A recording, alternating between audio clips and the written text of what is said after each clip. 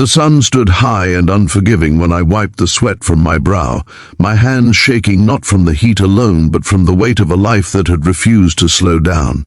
The road behind me felt endless, the road ahead uncertain, and in that suspended moment of exhaustion, something unseen shifted, as if the world itself had decided I could not keep walking without being noticed. That was the moment everything began to change, not with noise or rescue, but with the quiet permission to stop running and breathe. Before the story goes further, if you believe that kindness can still rewrite broken lives and that second chances matter, please take a moment to like this video, share it with someone who needs hope, comment your thoughts, and subscribe to the channel Kindness Touch. Your support keeps stories like this alive. My name is Aarav, and until that day, my life had been defined by motion. I moved because standing still hurt too much. I moved because the past followed closely behind, and I believed distance could blur regret. The morning had started early, with the sky already pale and the air heavy with warmth. I had taken a temporary job unloading supplies at a roadside warehouse, the kind of work that leaves your hands raw and your shoulders burning before noon. The pay was small, but it was honest. And honesty was something I was trying to rebuild after years of poor decisions that had stripped me of trust, home, and family. By late morning, my shirt clung to my back, my breath came uneven, and the world shimmered under the relentless daylight. I stepped away from the loading area and found shade near a small roadside café that looked older than the road itself.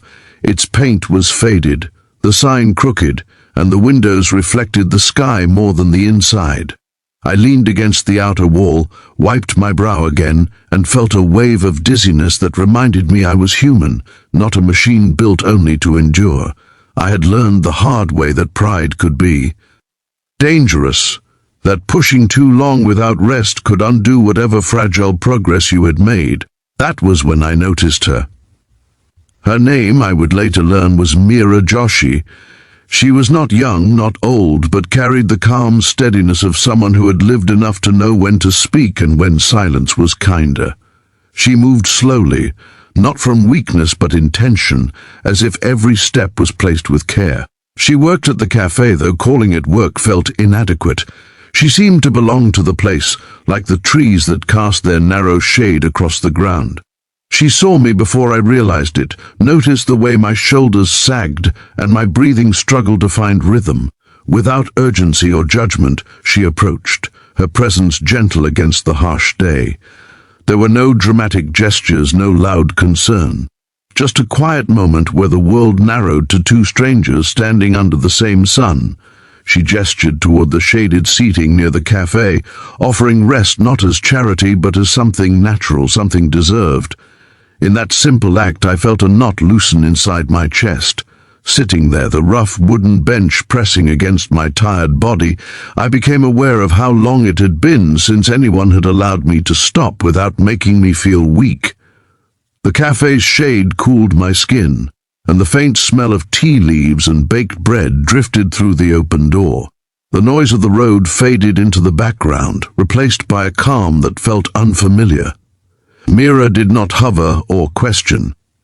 She returned to her tasks, trusting that rest itself would do what words could not. As the minutes passed, my thoughts slowed. I remembered how my life used to be before everything unraveled. I had once studied engineering, full of ambition and certainty. A series of bad choices, fueled by arrogance and impatience, had led me away from that path. I had hurt people who believed in me, disappointed my parents, and eventually found myself alone with consequences I could no longer escape. Work became survival. Survival became routine, and routine became the only thing that kept me moving forward. Meera eventually returned, placing a glass of water near me without ceremony. The water was cool, grounding, and I drank it slowly, aware that even this small kindness was something I had not earned yet still received. She sat across from me for a moment, not to interrogate, but to share the shade. There was a quiet understanding in her eyes, a recognition of fatigue that went beyond physical exhaustion. she had seen this kind of weariness before, not just in others, but perhaps in herself at some point long ago. As the day continued, the cafe filled and emptied with travelers, locals, and workers like me passing through. I remained there longer than I intended, not out of laziness, but because something about that place felt like a pause button in a life that had been stuck on fast forward. Meera spoke little, and when she did, it was about simple things like the weather, the condition of the road, the quality of the tea leaves that season. Yet every word carried a steadiness that made me feel less fragmented. Eventually, she asked about my work, and I shared pieces of my story without embellishment. I spoke of mistakes, of starting over too many times, of the fear that no matter how hard I tried, my past would always define me. She listened without interruption, without pity. Her attention was complete, and in that attention I felt seen rather than judged.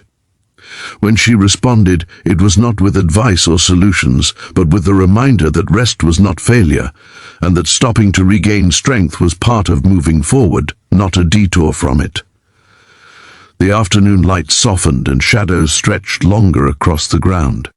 Meera returned to her work, leaving me with my thoughts, which were no longer racing but unfolding gently. I realized how rarely I allowed myself grace.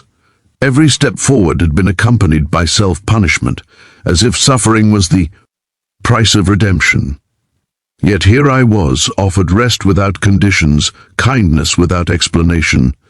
As I prepared to leave, Meera handed me a small packet of food, insisting not with force but with quiet certainty. She reminded me that tomorrow's strength depended on today's care.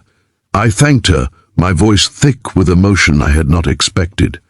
Walking back toward the road, the sun still high but less oppressive, I felt lighter. Not because my problems were solved, but because someone had acknowledged my humanity when I needed it most. In the days that followed, I returned to the cafe whenever work brought me nearby. Each visit reinforced the lesson that small, consistent kindness could rebuild what dramatic gestures often failed to fix. Meera never asked for anything in return. She simply continued offering shade, water, and presence to anyone who needed it. Watching her, I learned that healing did not always require grand transformations. Sometimes it began with permission to rest. Slowly, my life began to change. I found steadier work, saved enough to rent a small room, and reconnected with people I had pushed away. Each step was fragile, but it was real. Whenever exhaustion threatened to pull me back into old patterns, I remembered that shaded bench and the quiet moment when someone allowed me to stop without shame. If this story is touching something inside you right now, if it reminds you of a moment when kindness reached you at your lowest, please take a moment to like this video, share it, and engage with Kindness Touch. Your support helps spread these stories to those who may be standing in the heat, waiting for a place to rest. Before the ending, I have one special request for you. Please comment below about a time when someone showed you kindness without asking for anything in return. Your story might be the encouragement someone else needs today. I eventually moved on from that road, from that cafe, but the lesson stayed with me. Life did not suddenly become easy, and the past did not vanish. But I learned that strength was not measured by how long you could endure without stopping. It was measured by your willingness to accept help, to rest, and to believe that you were still worthy of care. Somewhere, under a bright daytime sky, a woman named Meera had shown me that rest was not the end of the journey. It was the place where the journey could finally begin again.